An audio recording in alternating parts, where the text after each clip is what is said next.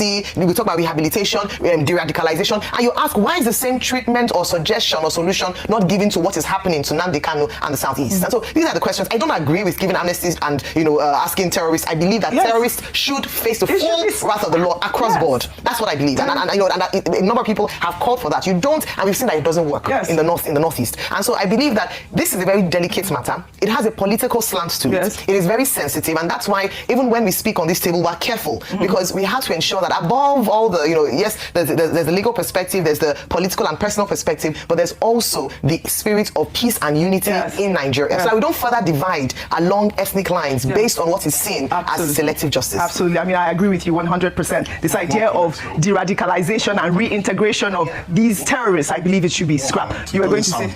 right, for you to take two different cases without really knowing the facts of the case and say, oh, this one, the judgment is too harsh, this one, the judgment is too soft. No, that's not how whatever circumstances legal matters. Whatever circumstances they are. Every case is determined on the basis of its own facts and evidence. Correct. Whatever circumstances they are, this is what is brought out to the public. This is the perception that is brought to the public. I think also it's important to remember, I know you want to speak, but let's also remember that one of the major things that played a part here was that the judge felt that there was no sign of remorse. Well, also he didn't present a defense because he chose not to present a defense, so he didn't really have a proper trial. All the terrorists convicted in the North Show, was there a sign of remorse from? Well, we don't know. It was not trial. I think the idea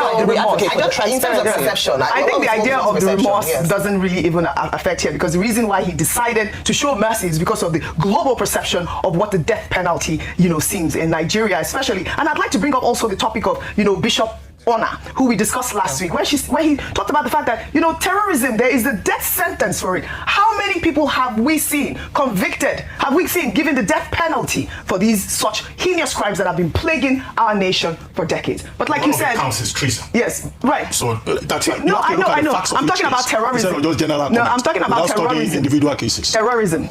One of the yes. So that's the point I'm making. Actually, terrorism. But anyways, in terms of terrorism, we're going to discuss the matter in detail. Terrorism was 20 years.